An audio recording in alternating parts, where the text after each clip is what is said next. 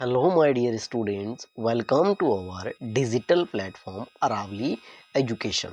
आज के इस वीडियो के अंदर मैं आपको सीबीएसई बोर्ड 2025 के जो एग्ज़ाम आपके चल रहे हैं उन एग्ज़ाम्स के सीरीज़ के अंदर आज आपका जो सोशल साइंस सब्जेक्ट का पेपर हुआ था आज यानी कि 20 फरवरी को जो 2025 को जो आपका सोशल साइंस सब्जेक्ट का पेपर हुआ था उसका जो सॉल्यूशन है वो मैं इस क्लास के अंदर आपको बताने वाला हूँ। पूरी आंसर की है आपके क्वेश्चन फर्स्ट से लेकर के जो क्वेश्चन आपका लास्ट है क्वेश्चन उस सारे क्वेश्चन का जो आंसर है वो मैं इस वीडियो के अंदर आपको बताने वाला हूं। मेरे पास में जो पेपर है वो है आपका शेट 1 और इस पेपर का कोड है 3251। ओके, और आप सीरीज चेक कर सकते हैं EF5HG। इस जो पेपर इस सीरीज का जो पेपर है इस कोड का जो पेपर है जो सोशल साइंस सब्जेक्ट का उसका कंप्लीट सॉल्यूशन है मैं इसके अंदर आपको बताऊंगा। एकदम 100% करेक्ट आंसर यहाँ पे आपको बताने वाला हूँ। तो वीडियो स्टार्ट करने से पहले मेरी आप सभी प्यारे स्टूडेंट्स से एक रिक्वेस्ट है कि आपने अभी तक मेरे यूट्यूब चैनल अरावली एजुकेशन को सब्सक्राइब नहीं किया है तो एक बार।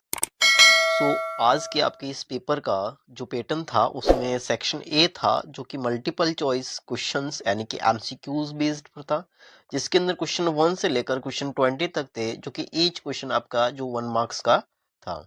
ओके, तो इसी का सॉल्यूशन हम पहले देखेंगे। तो सबसे पहला हमारा क्वेश्चन है, read the following facts related to Napoleonic code carefully and choose the correct option. जो नेपोलियनिक कोड है उसके बारे में आपको कुछ फैक्ट थे उनको पढ़ना था और जो करेक्ट है उसका आंसर आपको करना था। ठीक है ना, तो first second third and fourth ये आपके कुछ इस फैक्ट थे नेपोलियनिक कोड के बारे में, और इनमें से जो करेक्ट है वो आपका ऑप्शन जो करेक्ट थे वो इसके में से आपको चूज करने थे। तो फर्स्ट वाले का जो राइट आंसर था, मैं पढ़ूंगा नहीं, आपका टाइम वेस्ट नहीं करूंगा, मैं डायरेक्ट आपके क्वेश्चन आंसर पे लेके चलता हूं आपको। तो इसका जो फर्स्ट का आंसर था वो था आपका ऑप्शन नंबर ए, यानी कि only first second and third are correct, यानी कि जो फर्स्ट का जो करेक्ट आंसर है वो रहने वाला है आपका ऑप्शन ए। ओके, नेक्स्ट है आपका अगला क्वेश्चन है आपका सेकंड सेकंड क्वेश्चन था आपका, for which of the following markets were cotton and sugar primarily exported from America in 18th century. तो फर्स्ट ऑप्शन था from American market, second option में था फॉर यूरोपियन मार्केट, और C था आपका for Asian market, और D था आपका फॉर ऑस्ट्रेलियन मार्केट। तो सेकंड वाले का जो आपका करेक्ट आंसर था वो था आपका option number C, Asian market. इसका राइट आंसर रहने वाला है, एकदम बिल्कुल करेक्ट आंसर रहने वाला है। अगला है आपका क्वेश्चन नंबर थर्ड। आपका क्वेश्चन नंबर थर्ड था, in the early years of 19th century the production of which of the following food item brought about a fundamental change in the lives of poor people in Europe। तो आपकी वो कौन सी food item थी? Tomato, option B potato, option C soya, option D था आपका groundnut. तो इसका जो राइट आंसर था वो था आपका ऑप्शन नंबर बी, यानी कि पोटैटो। ओके, नेक्स्ट अगले क्वेश्चन पर चलने से पहले मेरे आप सभी प्यारे स्टूडेंट से एक रिक्वेस्ट है कि आपने मेरे यूट्यूब चैनल को सब्सक्राइब नहीं किया तो एक बार सब्सक्राइब जरूर कर दे, बिकॉज मैं आपके लिए हर बार आपके पेपर्स जितने भी होते हैं उनकी जो आंसर की है सबसे पहले इस चैनल पर डालता रहता हूं। तो आप भी मेरे लिए इतना तो कर ही सकते हैं, आपका एक सब्सक्राइबर जरूर दे सकते हैं, तो सब्सक्राइब कर देना। ओके, नेक्स्ट है आपका question number 4। Identify appropriate reason for the slow growth of the English language press during 18th century from the following option। तो इसमें से जो slow growth of English language press जो 18th सेंचुरी के अंदर था उसका जो अप्रोप्रिएट रीजन था वो था आपका option number C, increase in the demand for regional press in the market. Option number C है वो इसका एकदम करेक्ट 100% करेक्ट आंसर है इसका रहने वाला। अगला आपका क्वेश्चन था question number 5। Study the given table and answer the question that follows. आपको इस टेबल को अच्छे से केयरफुली कंसंट्रेशन के साथ में पढ़ना था। उसके बाद में read the following possible outcome from the table and choose the correct answer. उसके बाद में इसका जो करेक्ट आंसर था उसको चूज करना था। तो ये बड़ा क्वेश्चन था, मैं इसको पढ़ूंगा नहीं, टाइम वेस्ट नहीं करूंगा आपका, मैं डायरेक्ट इसके आंसर पे आपको लेके चलूंगा। ठीक है ना, तो आपका क्वेश्चन नंबर फिफ्थ का जो करेक्ट आंसर था वो था आपका ऑप्शन नंबर डी, यानी कि only first second fourth are correct, यानी कि ऑप्शन नंबर डी है इसका बिल्कुल एकदम करेक्ट आंसर, 100% करेक्ट आंसर था। ओके, नेक्स्ट अगले क्वेश्चन की तरफ चलते हैं। Next move to next question. Okay, next question था आपका choose the correctly match pair, यानी कि आपको जो करेक्टली मैच्ड पेयर था उसको चूज करना था, जिसके अंदर ऑप्शन नंबर फर्स्ट था आपका कार्बेट नेशनल पार्क और हिमाचल प्रदेश था। तो कार्बेट नेशनल पार्क कहाँ पर है? ये है आपका उत्तराखंड के अंदर, ठीक है। फर्स्ट सेकंड था आपका सुंदरबन नेशनल पार्क, सुंदरबन केरला केरला के अंदर नहीं है, ये है आपका वेस्ट बंगाल, यानी कि ये भी मैच नहीं है, ये भी मैच नहीं है। नेक्स्ट है बांधवगढ़ नेशनल पार्क, तो बांधवगढ़ नेशनल पार्क कहाँ होता है? ये राजस्थान में नहीं है, राजस्थान के अंदर नहीं है, ये है एमपी के अंदर। नेक्स्ट है मानस टाइगर रिजर्व और ये है आसाम के अंदर, यानी कि ये करेक्टली मैच्ड है, यानी कि ऑप्शन नंबर डी है वो इसका राइट आंसर रहेगा, एकदम करेक्ट आंसर, 110% करेक्ट आंसर है आपका। अगला आपका क्वेश्चन था question number 7, choose the correct option to fill in the blanks. Fill in the blanks करने के लिए आपको करेक्ट आंसर चूज करना था। आपका क्वेश्चन था an artificial lake built in the 11th century for water conservation is, और इस ब्लैंक्स में आपको भरना था वो कौन सी लेक थी। तो वो आपकी जो फर्स्ट आपका ऑप्शन था आपका Sambhar lake, option B Wular lake, option C Bhopal lake, option D था आपका चिल्का लेक। तो इसका जो राइट आंसर था, यानी कि वो कौन सी लेक थी जो आर्टिफिशियल जो 11th सेंचुरी के अंदर बनी थी, ठीक है ना, जो वाटर कंजर्वेशन के लिए, तो वो थी आपकी भोपाल लेक, यानी कि ऑप्शन नंबर सी है वो इसका कंप्लीट परफेक्ट आंसर रहने वाला है। ओके, नेक्स्ट क्वेश्चन पे मूव करते हैं। आपका नेक्स्ट क्वेश्चन था question number 8, match column A with column second and column first and column second and choose the correct option, यानी कि कॉलम फर्स्ट को कॉलम सेकंड के साथ में मैच करना था। कॉलम फर्स्ट के अंदर डेम्स थे और कॉलम सेकंड के अंदर आपका रिवर्स थे, यानी कि कौन सा डेम है कौन से रिवर पर बना हुआ है आपको मैच करना था। तो आप देख सकते हैं जैसे कि लुक ऑप्शन ए था आपका फर्स्ट कॉलम के अंदर सरदार सरोवर, तो सरदार सरोवर आपको कौन सी नदी पर बना हुआ है, कौन से रिवर पर है, तो और सलाल है आपका चिनाब के ऊपर, फर्स्ट यानी कि बी के साथ में 4 जाएगा। ओके, गांधी सागर है आपका चंबल के ऊपर और हीराकुंड है आपका महानदी के ऊपर और ये है नर्मदा के ऊपर, ठीक है ना।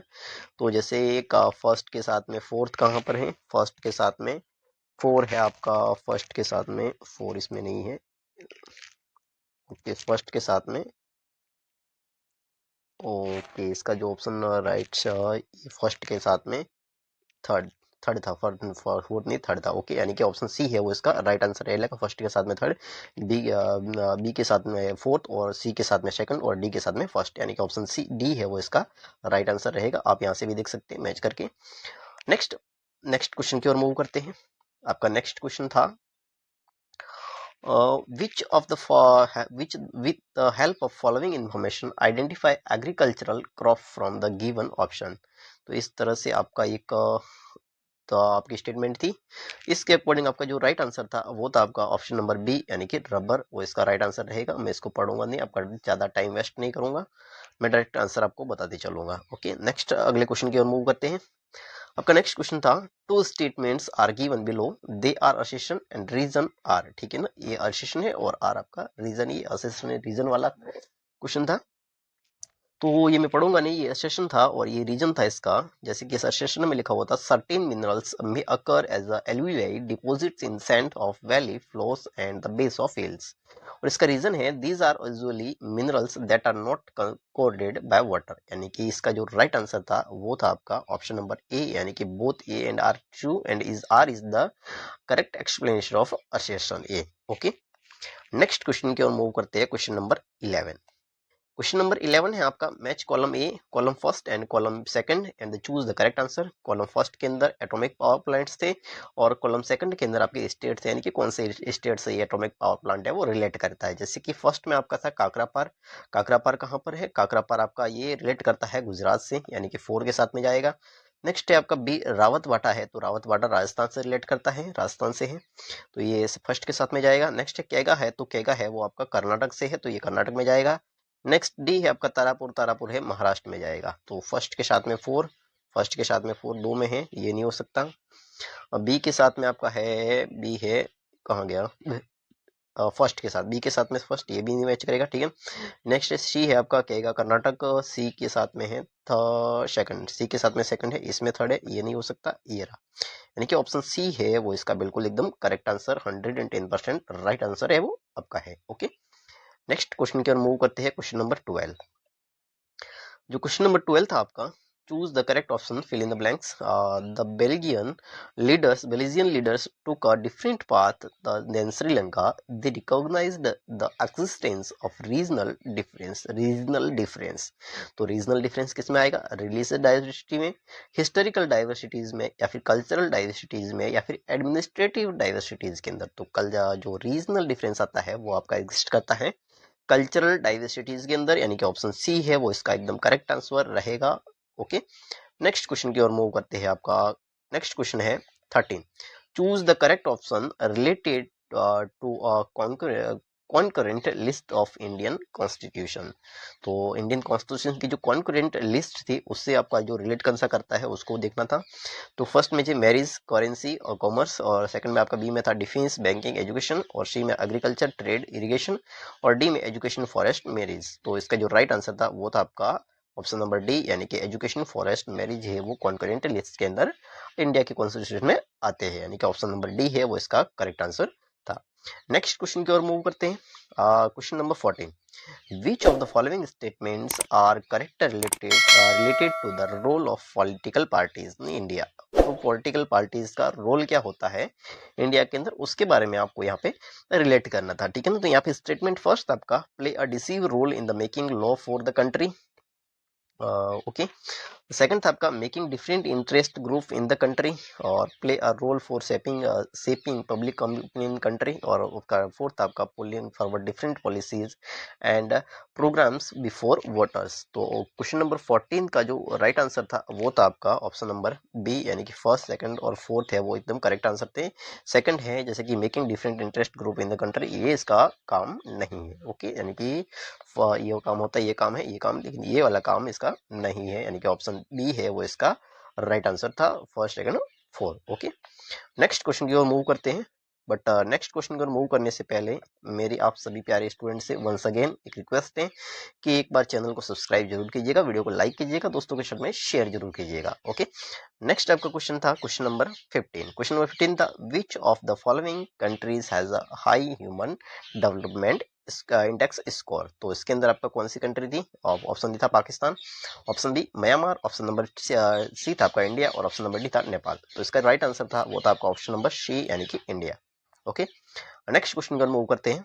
अगला क्वेश्चन था आपका नेक्स्ट, जैसे कि ये आपका एक सर्वे बेस्ड था, Rakhi has done an economic survey for her areas. The survey has revealed that people earn their livelihood by doing different jobs. The table prepared by Rakhi for this given below, study the table carefully and answer the question that follow. Okay, तो ये आपकी table थी, इस table के according आपको answer करना था, ठीक है ना।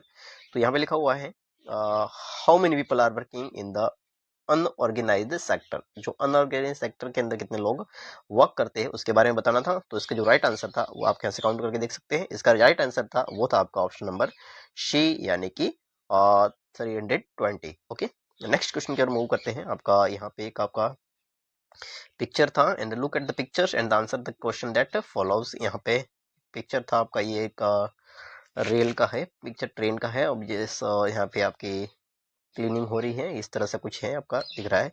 The work began being done in the picture follows is which sector of the economy. Economy कौन से सेक्टर से ये काम किया जा रहा है? तो यहाँ पे जो आपका राइट आंसर था ऑप्शन बी था आपका, ये था primary, option B secondary, option B tertiary, और ऑप्शन नंबर डी था आपका क्वाड्रेटरी, ठीक है ना। तो इसका जो राइट आंसर था वो था आपका ऑप्शन नंबर सी, यानी कि टर्शरी। ओके, और ये जो विजुअली इम्पेयर्ड कैंडिडेट है उनके लिए ये था क्वेश्चन नंबर 17 है, वो उनके लिए ये था कि the work done in the cotton textile industry falls under which sector the economy. तो इसके अंदर आपका राइट आंसर था वो था आपका ऑप्शन नंबर बी, यानी कि सेकेंडरी। ओके, ये विजुअली इम्पेयर्ड वालों के बच्चों के लिए ओके था। नेक्स्ट है आपका क्वेश्चन नंबर 18। क्वेश्चन नंबर 18 था, Shyamlal is a small farmer, Shyamlal has got his Kisan card made he sorry, Kishan has met, okay, he needs a loan to grow new crops. Which of the following means will be easy and beneficial for this. तो किसान card उसने बना दिया है, अब उसके लिए आपको उसकी न्यू क्रॉप ग्रो करने के लिए उसको लोन चाहिए। तो इनमें से कौन सी जो इंस्टीट्यूट यानी कौन सा ऑर्गेनाइजेशन है वो उसके लिए बेनिफिशियल रहेगा और इजी रहेगा, तो वो था आपका option number A cooperative bank, option number B था आपका agriculture traders, option number C था रिलेटिव्स और ऑप्शन नंबर डी था आपका फ्रेंड्स। ये नहीं हो सकता, ये नहीं हो सकता, एग्रीकल्चर ट्रेडर्स नहीं हो सकता, आपका था ऑप्शन नंबर ए यानी कि जो कोऑपरेटिव बैंक है वो इसका सबसे बेस्ट ऑप्शन रहेगा, बेनिफिशियल वे रहेगा उनके लोन के लिए, श्यामलाल के लिए। ओके, नेक्स्ट क्वेश्चन की ओर मूव करते हैं, आपका क्वेश्चन नंबर 19। क्वेश्चन नंबर 19 था the problem of double coincidence of bonds and can be solved by which of the following. तो डबल कोइंसिडेंस ऑफ बॉन्ड्स, तो इसको सोल्व कर सकते हैं by increasing the circulation of currency, by expanding the scope of markets, by creating awareness among people and by registrating by buyer and seller.